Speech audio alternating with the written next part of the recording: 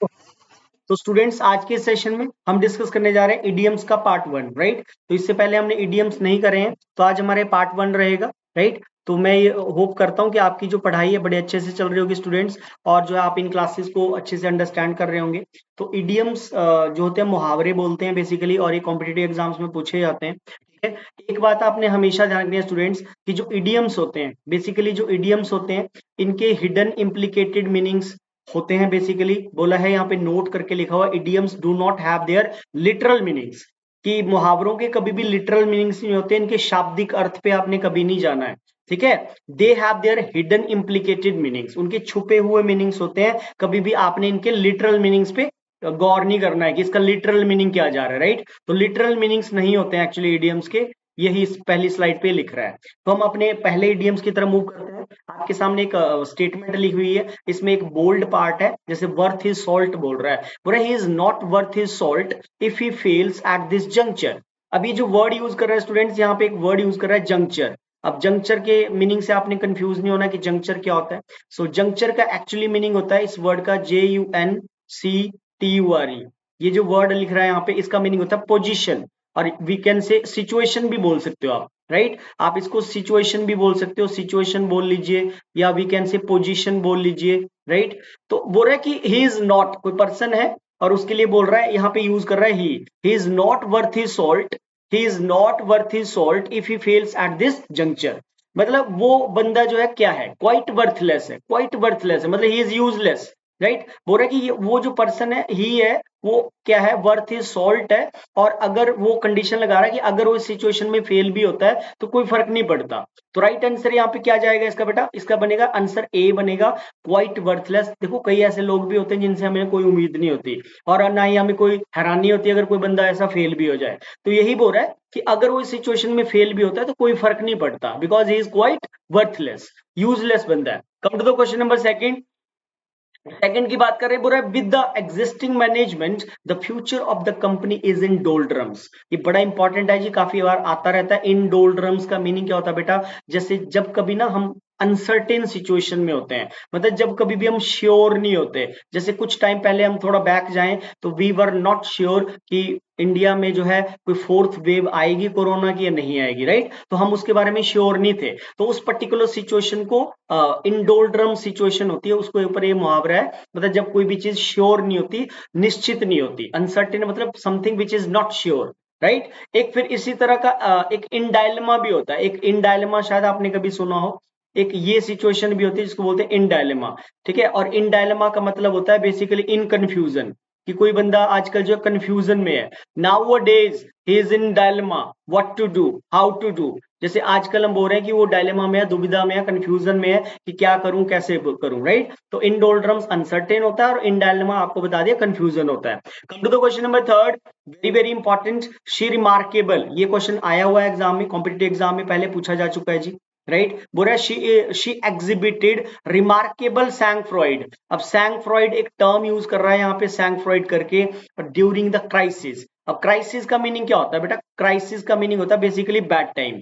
जैसे पेंडेमिक था, पेंडेमिक था तो सबके लिए क्राइसिस था, बैड टाइम था, बुरा समय था, बीत गया, राइट। तो बोल रहे उसने दिखाया, उसने एग्जिबिट किया, क्या एग्जिबिट किया उसने, एग्जिबिट का मतलब यहाँ शोड है, रिमार्केबल सैंग फ्रॉइड शो किया ड्यूरिंग द क्राइसिस, जब वो बैड टाइम में थी तो उसने उस एबिलिटी को दिखाया। तो कंपोजर इसका राइट आंसर होता है बेटा। कंपोजर का मीनिंग होता है बेसिकली काम रहना, शांत रहना, जब हमारे ऊपर प्रॉब्लम्स आती हैं और हम अपना धैर्य नहीं खोते हैं। So that particular ability is called composure, the ability to remain calm बोल सकते हैं हम, काम रहना, शांत रहना, ठीक है, मतलब धैर्य नहीं खोना।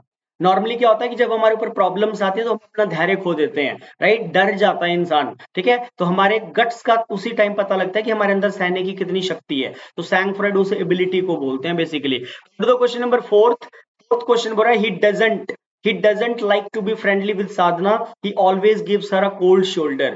कोल्ड शोल्डर क्या होता है बेटा, कोल्ड शोल्डर भी बहुत इंपॉर्टेंट इडियम है। इसका मतलब होता है जब आप किसी को पसंद नहीं करते हो, ठीक है, तो आप उसको क्या करोगे, ऑब्वियस है कि वो उसको फ्रेंडली नहीं होना चाहता साधना के साथ, बिकॉज इसलिए वो ऑलवेज उसको कोल्ड शोल्डर करता है। तो कोल्ड शोल्डर का मीनिंग यहाँ पे बनेगा C, tries to be unfriendly by taking no notice of her. मतलब जिसको हम पसंद नहीं करते ऑब्वियस है उसको मैं नोटिस क्यों करूंगा, है ना, सिंपल सी बात है, मैं उसको notice, why should I notice him और हर, क्योंकि मैं उसको पसंद तो करता नहीं हूं। तो कोल्ड शोल्डर का मीनिंग ऐसे भी आप बोल सकते हो, एग्जांपल बना सकते हो, the teacher gave a cold shoulder to the poor students, मतलब जो पढ़ाई में वीक बचे हैं उनकी तरफ टीचर ध्यान ही नहीं देता, तो उसको भी कोल्ड शोल्डर आप बोल सकते हो। की तरफ मूव करते हैं, क्वेश्चन नंबर 5 बोल रहा है the captain played with determination because the honour of the team was at stake. अब एट स्टेक क्या होता है बेटा, एट स्टेक होता है बेसिकली डेंजर, खतरा, ठीक है। जो कप्तान था वो बड़ी डिटर्मिनेशन के साथ खेला, क्योंकि जो टीम का जो सम्मान था वो खतरे में था, वो दाव पे था। मैं आपकी लाइफ को स्टेक पे नहीं डाल सकता हूं, मतलब मैं आपकी लाइफ को दाव पे नहीं लगा सकता हूं, खतरे में नहीं डाल सकता हूं। सो इसको डेंजर बोलते हैं, इस मुहावरे का मतलब डेंजर होता है। सिक्स्थ पे आ जाते हैं, वेरी वेरी इंपॉर्टेंट, मेरे जो पिताजी हैं, my father strained every nerve to enable me to get settled in life. तो फादर अपने बेटे को सेटल करने के लिए क्या करेंगे, अब देखो बोल रहा स्पेंट अ लार्ज अमाउंट, बहुत सारा पैसा बहाएंगे पानी की तरफ, negative option. Tried all tricks, trick होता है बेसिकली चाल चलना, trick is also a negative word, remember, right. तो ट्रिक नहीं चलेंगे फादर अपने बेटे को सेटल करने के लिए, बहुत सारे लोगों को रिश्वत दी मेरे फादर ने। ये तीनों ऑप्शन नेगेटिव है, गलत है। राइट आंसर बनेगा बेटा ए, फादर हमेशा अपने बच्चे को सेटल करने के लिए मेहनत करेंगे। पॉजिटिव इडियम है, ध्यान रखना, स्ट्रेन्ड एवरी नर्व का कॉन्टेक्स्ट पॉजिटिव होता है, ये कभी भी निगेशन में आप यूज नहीं कर सकते। सेवंथ पे आते हैं, seventh Bora he is always in, he is always picking holes in every project. Picking holes होता है कि ऐसी आदत होती है ये कि जो इंसान हमेशा दूसरों में ना कमियां ढूंढता रहता है, उसको पिकिंग होल्स बोलते हैं। सो राइट आंसर बनेगा यहाँ पे C would be the right answer. उसको आदत है, वो हमेशा हर प्रोजेक्ट में जो है कमियां ढूंढता है, पिकिंग होल्स। जैसे आप ऐसे भी बोल सकते हो, my friend is in the habit of picking holes in every work, हर काम में उसको कमियां ढूंढता रहता है। Come to the question number 8, eighth बोल रहा है being out of job, being out of job he is down in the mouth these days. तो बार बार बोल रहा हूं कि डाउन तो नीचे होता है, माउथ तो मुंह होता है, लेकिन हम उसको लिटरल मीनिंग पे नहीं जाएंगे बेटा। इडियम्स के हिडन मीनिंग होते हैं, इम्प्लीकेटेड, छुपे हुए मीनिंग्स होते हैं। So down in the mouth, अब आप खुद सोचो, मान लो किसी बंदे के पास जॉब नहीं है, तो बंदा क्या करेगा, हमेशा फाइटिंग मूड में रहेगा, बिल्कुल गलत ऑप्शन है। रेप्रीमांड करेगा, रेप्रीमांड होता है ऑफिशियल किसी को डांटना, ऑफिशियली डांट को रेप्रीमांड बोलते हैं, बिल्कुल गलत है। ऑलवेज हमेशा झूठ बोलता रहेगा, बिल्कुल गलत ऑप्शन है बेटा। राइट आंसर क्या बनना चाहिए, आउट ऑफ स्पिरिट्स, ठीक है, मतलब उसको आजकल वो दुखी है। आउट ऑफ स्पिरिट्स एक होता है हाई स्पिरिट, वो होता है हैप्पीनेस।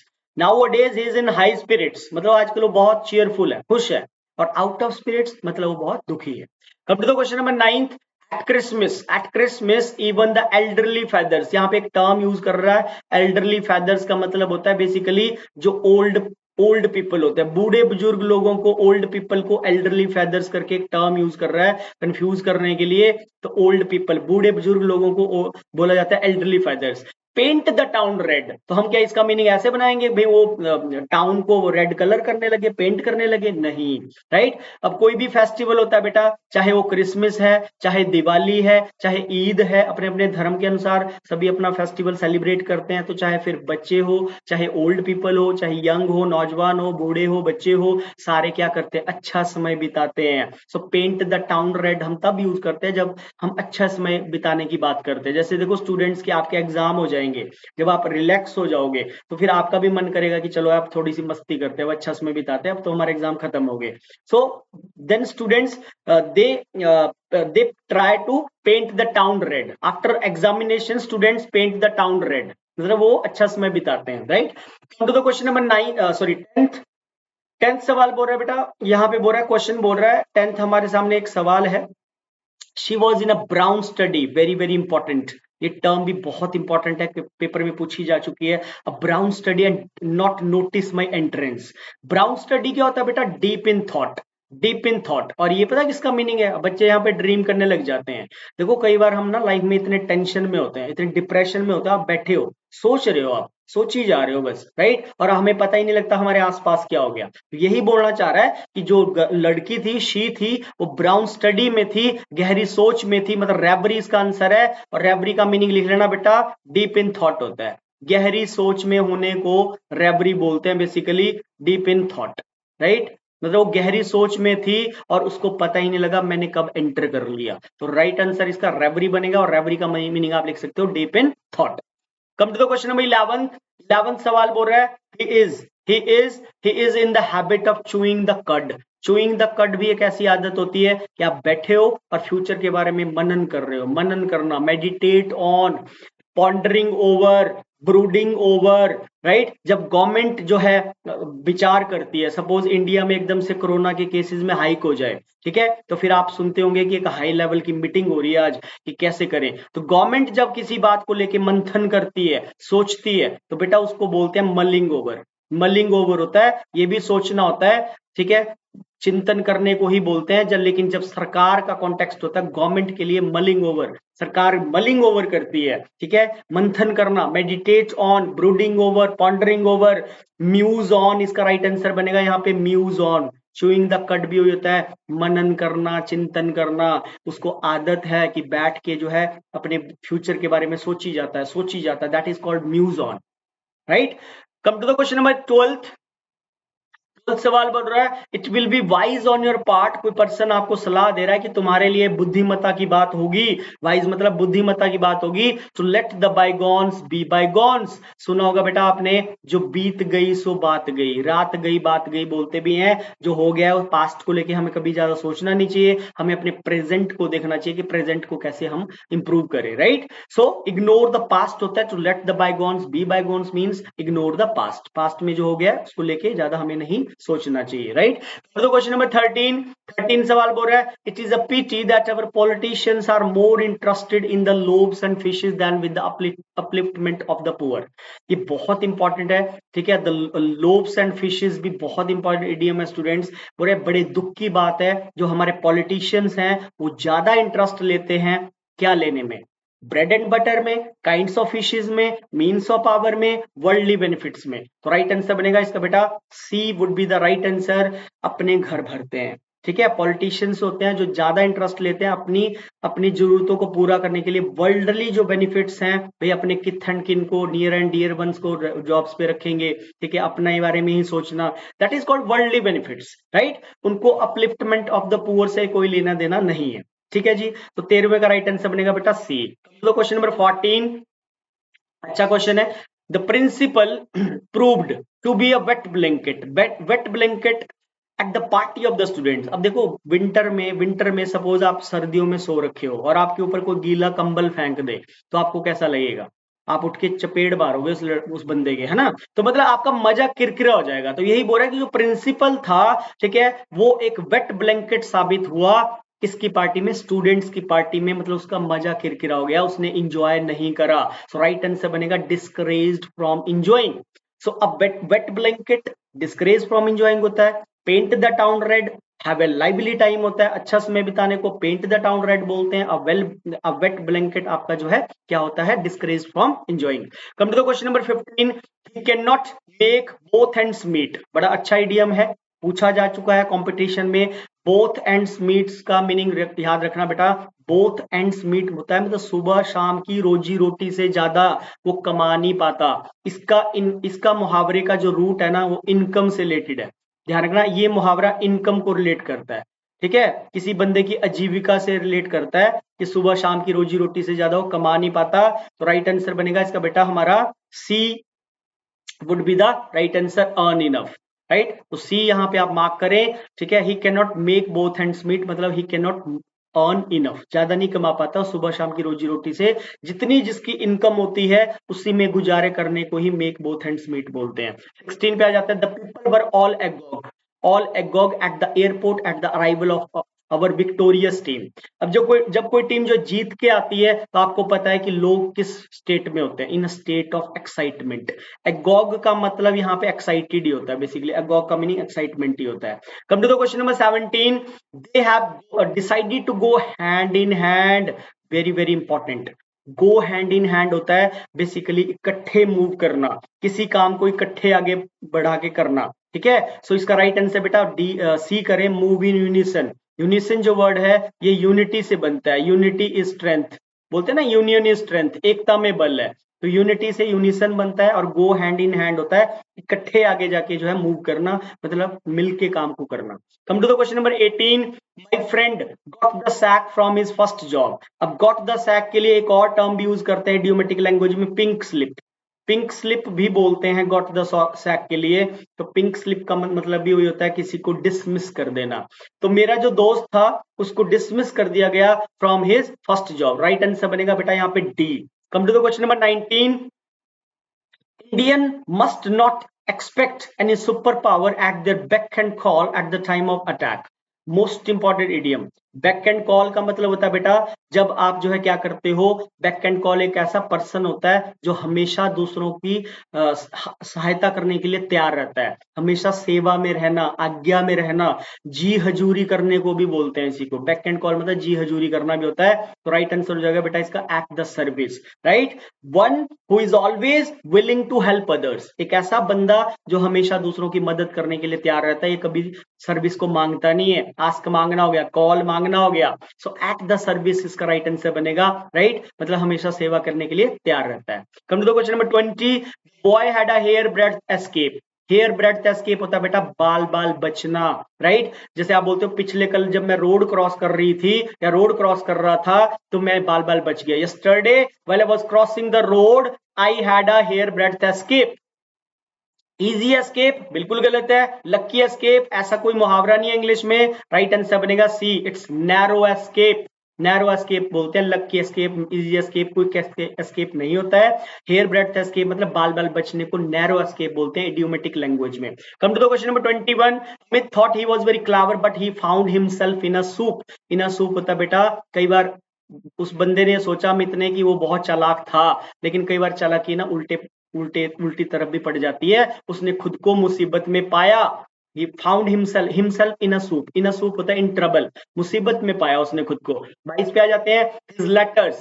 हिज लेटर्स, लेटर्स का मतलब यहाँ चिट्ठी से मत मान लेना। लेटर्स मतलब विद्वान व्यक्ति, लर्नेड पर्सन, नॉलेज को बोलना चाह रहा है। उसकी जो नॉलेज है, जो उसके शब्दों की जो उसकी जो नॉलेज है वो स्पीक वॉल्यूम्स करती है। For his forbearance and good sense, मतलब आपके अंदर कितना नॉलेज है, आपके अंदर कितना ज्ञान है, राइट, उसको बताने की जरूरत नहीं होती। मतलब ये बस दूसरा कोई आपकी प्रेज करे कि यार बंदे में क्या क्वालिटी है, कितना नॉलेज है इस बंदे में, तो वो मजा है ना। बोलते में अधजल गगरी छलकत जाए। जो गागर होती है, गगरी होती है, अगर वो आधी होगी ना पानी से भरी हुई तो छलकती रहेगी। मतलब ज्ञान अगर आपके में कम है ना तो आप अपनी बढ़ाइयां करते रहोगे, लेकिन जो गगरी भरी होती है, जो पानी से भरी होती है, वो कभी नहीं छलकती। मतलब जिस बंदे में ज्ञान की कमी नहीं होती, जिसमें नॉलेज होता है, वो कभी छलकता नहीं है। वो खुद नहीं बोलता कि मुझे बहुत ज्ञान है। राइट, तो ये इसका जो राइट आंसर बनेगा बेटा डी बनेगा। टेस्टिमोनी का बहुत जिक्र है बाइबल में। अगर आप क्रिश्चियनिटी में बिलीव करते हो, थोड़ा बहुत बाइबल कभी पढ़ा हो, तो टेस्टिमोनियल देते हैं लोग, चर्च में जाके टेस्टिमोनी देते हैं, गॉड की गवाहियां देते हैं कि भाई गॉड ने मेरी लाइफ में एक चमत्कार किया। राइट, तो टेस्टिमोनी मतलब बेसिकली एविडेंस होता है, प्रूफ होता है। तो उसकी नॉलेज, उसके जो शब्द है, उसकी जो ज्ञान है, वो खुद ही मतलब बताता है, वही गवाही देता है उसकी गुड सेंस की। ये बोलना चाह रहा है। Come to the question number 23, face the music for reaching office late. Right, जब कोई ऑफिशियली लेट आता है, वैसे तो नॉर्मली हम स्कोल्ड बोलते हैं डांटने को। हम डांटने को बेटा चाइड भी बोलते हैं। एक वर्ड आपको नया बता दिया, दोनों ही वर्ब है, चाइड चाइडेड चाइडेड, स्कोल्ड स्कोल्डेड स्कोल्डेड, दोनों वर्ब है। ये इन जनरल हम यूज करते हैं। लेकिन जब कोई ऑफिशियली लेट जाता है, मान लो कोई बंदा लेट आ रहा है, इंप्लॉय लेट आ रहा है और बॉस ने उसको झाड़ दिया मौके पे, ठीक है, तो उसको बोलते हैं बेटा रेप्रीमांड, ऑफिशियल डिसअप्रूवल। ऑफिशियली किसी को डांटना, उसको रेप्रीमांड यूज करते हैं, ध्यान रखना। Come to the question number 24, promotion is on the cards. On the cards होता है जब कोई चीज श्योर होनी होती है, निश्चित है, प्रोबेबल गलत है, एविडेंट गलत है, certain would be the right answer. Right answer is certain, sure है, उसकी प्रमोशन होना तय है। काफी आता है, ट्रिब्यून में बहुत आता है ये वाला idiom, on the cards. Right, तो उसकी प्रमोशन होना डेफिनेट है, मतलब मींस तय है। Come to the question number 25, he always follows cut and dried religious डोगमास।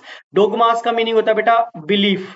Right. कई लोग ना अपने धर्म के बड़े पक्के होते हैं, बड़ा विश्वास होता है उनका, कट्टरपंथी जिनको हम बोलते हैं।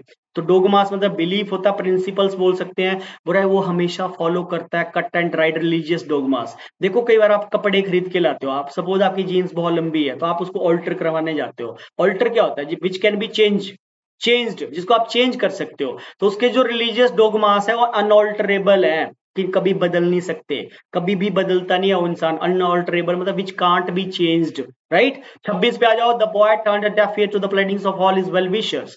टर्न्ड अ डेफ ईयर होता है बेटा, डेफ होता है बहरा इंसान, ठीक है, जो एक कान से सुनता है और दूसरे कान से अब दूसरे की बात को निकाल देता है। तो डी होना चाहिए, मतलब वो ध्यान नहीं देता। Well wishers are those who think positive about us, जो हमारे बारे में अच्छा सोचते हैं, ठीक है, वो हमारे शुभ चिंतक है। तो मतलब वो बोल रहा है उसके जो लड़के के जो वेल विशर्स है उनकी बातों को अनसुना करता है, एक कान से सुनता है दूसरे कान से निकाल देता है, ध्यान नहीं देता, ठीक है, अटेंशन नहीं देता उनकी तरफ, ये बोलना चाह रहा है। इस पे we should give a wide berth to bad characters. Wide berth क्या होता है बेटा? वाइड वर्थ होता है बेसिकली दूर रहना, कीप अवे फ्रॉम बुरे कैरेक्टर से, बुरे चरित्र वाले लोगों से हमें हमेशा दूर रहना चाहिए। 27 का ये बोल रहा है। 28 पे आ जाइए। Sumit had to look high and low before he could find his scooter की।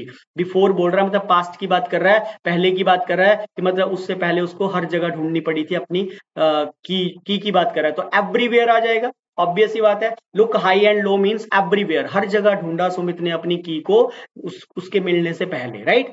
तो 29 पे बोला she rejected his proposal of marriage point blank. अब पॉइंट ब्लैंक को आप क्राइम पेट्रोल अगर कभी देखो तो वहां पे मर्डर के कॉन्टेक्स्ट में भी यूज करते हैं, कि उसका पॉइंट ब्लैंक रेंज पे मर्डर कर दिया गया, सीधे ही गोली मार दी किसी को। तो उसने यहाँ पे क्या किया, उस लड़के के प्रपोजल को, मैरिज के प्रपोजल को सीधे ही डायरेक्टली मना कर दिया। तो क्योंकि आपको यहाँ पे एग्जाम्पल्स गिवन है तो इस फॉर्मल इंफॉर्मेशन से आप क्लिक कर सकते हो। ये वाला जो पैटर्न है इडियम्स का पेपर में आने का, ये थोड़ा इजी माना जाता है। लेकिन अगर सीधा आ जाए आपको एग्जाम में सैंग फ्रॉइड 4 ऑप्शन, तो फिर टफ है। तो फिर वहां पे आपको लिटरल मीनिंग पता होना चाहिए, नहीं तो आप कर नहीं पाओगे। तो आपको इनको वर्कआउट करना है। आपको इडियम्स आते हैं एग्जाम में, इंपॉर्टेंट है, ये वाली लैंग्वेज इंप्रूव करोगे, आपका लेवल बढ़ाए ये वाली लैंग्वेज।